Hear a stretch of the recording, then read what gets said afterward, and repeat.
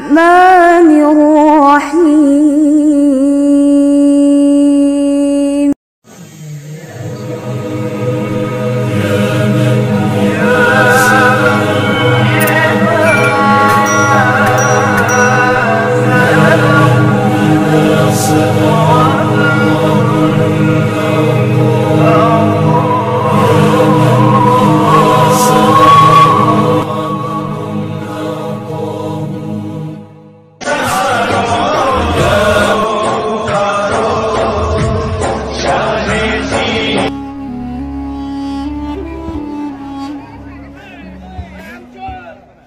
شیر کی ایک دن کی زندگی گیدڑ کی 100 سال کی زندگی سے بہتر ہے۔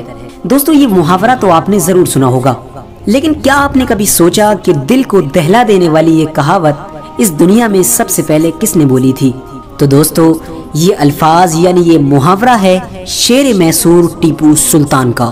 ہاں وہی ٹیپو سلطان کے جو اس دیش یعنی بھارت کے لیے اور اس دیش میں بسنے والے تمام لوگوں کے لیے انگریزوں کے خلاف لڑتا رہا اور اس دیش کو بچانے کی خاطر انگریزوں کے خلاف لڑتے لڑتے شہید ہو گیا، اور انگریزوں کے خلاف لڑتے ہوئے شہید ہونے والا پہلا بھارتی سپہ سالار بھی بنا۔ ہاں وہی ٹیپو سلطان کہ جس کو شہید کرنے کے بعد انگریزوں کے جنرل نے کہا تھا کہ آج سے یہ بھارت ہمارا ہوا۔ ہاں وہی ٹیپو سلطان کہ جو جب تک زندہ رہا تب تک اپنے دیش بھارت اور انگریزوں کے بیچ ایک پتھر کی دیوار بن کر کھڑا رہا۔ لیکن جس دن انگریز ٹیپو سلطان کے محل میں ہی رہنے والے غداروں کی مدد سے ٹیپو سلطان کو شہید کرنے میں کامیاب ہو گئے تھے، اسی دن سے دھیرے دھیرے پورے ہندوستان پر انگریزوں کا قبضہ ہونا شروع ہو گیا تھا، اور پھر ایک دن وہ بھی آیا تھا کہ پورے بھارت پر انگریزوں کا قبضہ تھا۔ دوستو وہ بات الگ ہے کہ جس شخص نے ہمارے لیے اور ہمارے دیش کے لیے اتنی قربانیاں دی، آج اسی انسان کے اتہاس کو ہماری ہی اتہاسک کتابوں سے مٹایا جا رہا ہے۔ لیکن دوستو ہسٹری کو بدلنے والے لوگ یہ نہیں جانتے کہ ہسٹری کوئی ایسی چیز نہیں ہے کہ جس کو لکھا جائے، کیونکہ لکھنے والی چیز مٹائی بھی جا سکتی ہے، بلکہ اتہاس لکھا نہیں جاتا بنایا جاتا ہے، اور اتہاس بناتے بھی وہی لوگ ہیں جو بنانے کے لائق ہوتے ہیں۔ تو دوستو آج کی اس ویڈیو میں ہم جانیں گے کہ آخر ٹیپو سلطان کون تھے، انہوں نے اپنی پوری زندگی کیسی گزاری، اور آخر کس طرح انہوں نے ہمارے دیش بھارت کو انگریزوں سے بچا کر رکھا تھا۔ ٹیپو سلطان کو لے کر آپ تمام لوگوں کے دماغ میں ابھی تک جتنے بھی سوال ہیں، میں امید کرتا ہوں آج کی یہ ویڈیو کو دیکھنے کے بعد سارے کے سارے سوال حل ہو جائیں گے۔ تو ویڈیو شروع کرنے سے پہلے بس میری آپ سے چھوٹی سی گزارش ہے کہ نئے آنے والی دوست چینل کو سبسکرائب کر کے ساتھ ہی میں بیل آئیکن کو بھی پریس کر دیں، اور ہماری حوصلہ افزائی کے لیے ہماری ویڈیو کو ہمیشہ کی طرح لائک کر دیں، تاکہ اسی طرح کی نالجبل اور ہسٹوریکل ویڈیوز کا یہ سلسلہ ہم جاری رکھ سکیں۔ ٹیپو سلطان سلطنت میسور کے سلطان یعنی حیدر علی کے سب سے بڑے بیٹے تھے۔ ٹیپو سلطان کی ماں کا نام فخر النساء تھا۔ جس وقت ٹیپو سلطان اپنا بچپن گزار رہے تھے، یہ وہ دور تھا کہ جب انگریز ہندوستان میں اپنے قدم جمانے کی بھرپور کوشش کر رہے تھے۔ ٹیپو سلطان کے والد نے ٹیپو سلطان کی پرورش کا بہت اچھا انتظام کیا تھا۔ ان کی تعلیم کے لیے بڑے دور دور سے ٹیچرز کو بلایا گیا تھا۔ کہا جاتا ہے کہ ٹیپو سلطان ایک باعمل عالم تو تھے ہی، ساتھ ہی میں انہیں عربی، فارسی، انگلش، فرانسیسی، اردو، تمل جیسی تمام زبانوں پر مہارت حاصل تھی۔ اس کے ساتھ ساتھ وہ بچپن سے ہی گھڑ سواری، تیر اندازی، تلوار بازی اور نیزہ بازی جیسی چیزوں میں بھی بڑے ماہر تھے۔ 1769 میں انگریزوں نے ایک ایسی بندرگاہ پر قبضہ کر لیا جو ٹیپو سلطان کی سلطنت میں آتی تھی۔ وقتی طور پر تو ٹیپو سلطان نے اس جگہ سے اپنا کنٹرول کھو دیا، لیکن ٹیپو سلطان اس حادثے کی وجہ سے سکون سے نہیں بیٹھ سکے، اور وہ جوش سے کھڑے ہوئے اور انہوں نے اپنے والد یعنی حیدر علی کے ساتھ مل کر انگریزوں سے بدلہ لینے کی ٹھان لی تھی، اور اس طرح سیکنڈ اینگلو میسور وار شروع ہوئی، جس میں ٹیپو سلطان نے اپنے والد حیدر علی کے ساتھ مل کر انگریزوں کو دھول چٹا دی۔ 1780 میں انگریزوں نے ایک بار پھر سے جنگ چھیڑ دی، لیکن اس بار بھی ٹیپو سلطان حیدر علی یعنی اپنے والد کے ساتھ 90,000 کا لشکر لے کر بنگلور پہنچے، اور اس جنگ میں بھی ٹیپو سلطان نے انگریزوں کو دھول چٹا دی، اور یہ انگریزوں کی اتنی خطرناک اور بھیانک ہار تھی کہ اس ہار کا اثر برطین تک پہنچا۔ برطین میں بھی ماتم منایا گیا۔ 7 دسمبر 1782 کو حیدر علی کا انتقال ہو گیا۔ جس وقت حیدر علی کا انتقال ہوا اس وقت ٹیپو سلطان کی عمر صرف 22 سال تھی، یعنی 22 سال کی عمر میں ہی ٹیپو سلطان کے سر پر میسور کی سلطنت کا بوجھ آ چکا تھا۔ ٹیپو سلطان جب اتنی کم عمر میں ہی میسور کے تخت پر بیٹھے تو انہیں بہت ساری پریشانیوں کا سامنا کرنا پڑا، اور ان تمام چیزوں میں سب سے بڑی پریشانی انگریز تھے۔ انگریز بار بار لاکھ کوشش کرتے لیکن وہ ٹیپو سلطان کو نہیں ہرا پاتے تھے۔ ٹیپو سلطان کی ہوشیاری کے سامنے انگریزوں کی تمام سازشیں ناکام ہو جایا کرتی تھی۔ ایک وقت تو ایسا بھی آیا کہ انگریزوں کو ٹیپو سلطان سے معاہدہ یعنی سمجھوتا کرنا پڑا، اور اس سمجھوتے میں ٹیپو سلطان نے جو شرائط رکھے ان تمام شرائط کو انگریزوں کو ماننا پڑا، اور یہ اتہاس کا پہلا اور آخری موقع تھا کہ جب کوئی ہندوستانی انگریزوں پر اتنا بھاری پڑا تھا۔ دوستو، ٹیپو سلطان نے ہندوستان کے لیے وہ کیا جو آج تک کوئی بھی نہیں کر پایا ہے۔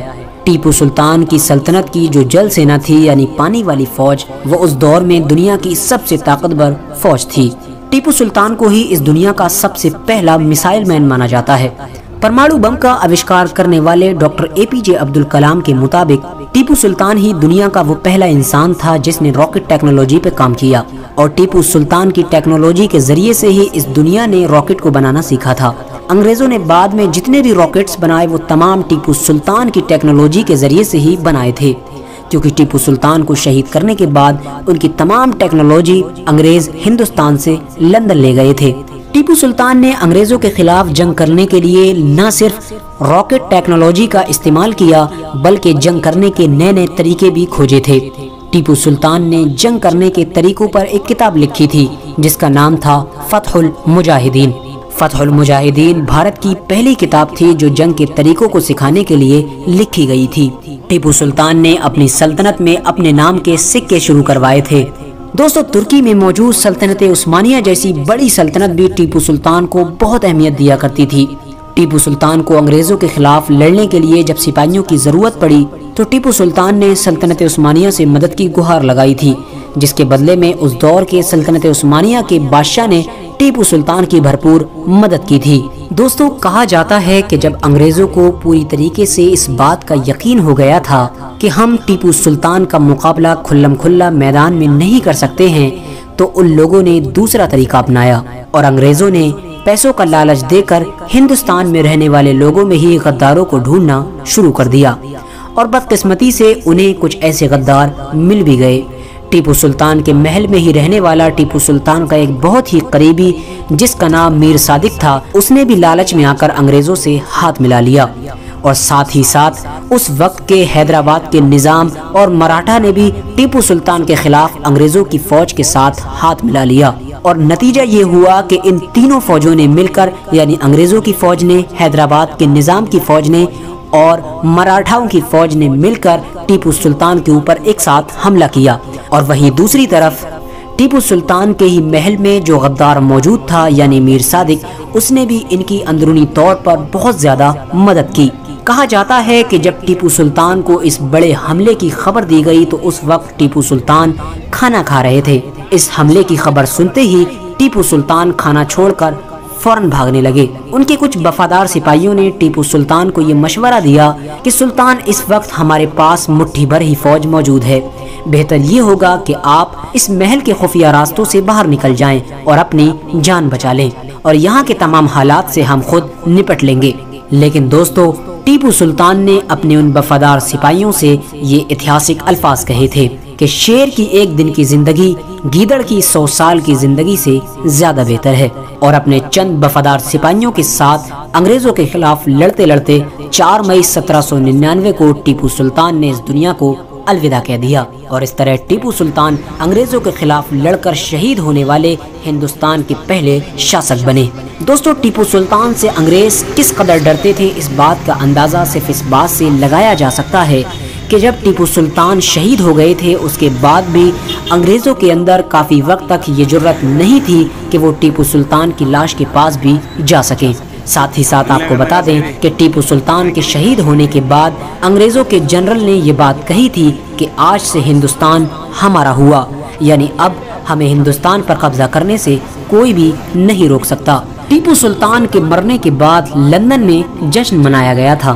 دوستو ویسے تو ٹیپو سلطان کو ہندوستان میں رہنے والا ہر انسان فریڈم فائٹر مانتا ہے، اور انہوں نے جو ہمارے لیے قربانیاں دیں اس پر ان کا شکر گزار بھی ہوتا ہے، لیکن پچھلے کچھ سالوں سے نفرت کی راجنیتی کا اثر ٹیپو سلطان پر بھی پڑا ہے، جس کا ثبوت ابھی 10 دن پہلے آئی ہوئی وہ نیوز ہے جس میں بتایا گیا تھا کہ کرناٹکا کی گورنمنٹ نے یہ فیصلہ لیا ہے کہ کرناٹک کے اسکولز کی ہسٹری کی جو بک ہے اس سے ٹیپو سلطان کا چیپٹر نکالا جائے گا۔ تو دوستو فی الحال اپنی ویڈیو کا ہم یہیں پر اختتام کرتے ہیں۔ ویڈیو پسند آنے کی صورت میں ویڈیو کو لائک کر کے اپنے دوستوں، احباب، رشتہ داروں کے ساتھ ضرور شیئر کریں۔ ملتے ہیں آپ سے ایک نئی ویڈیو کے ساتھ۔ بسم اللہ الرحمن الرحیم۔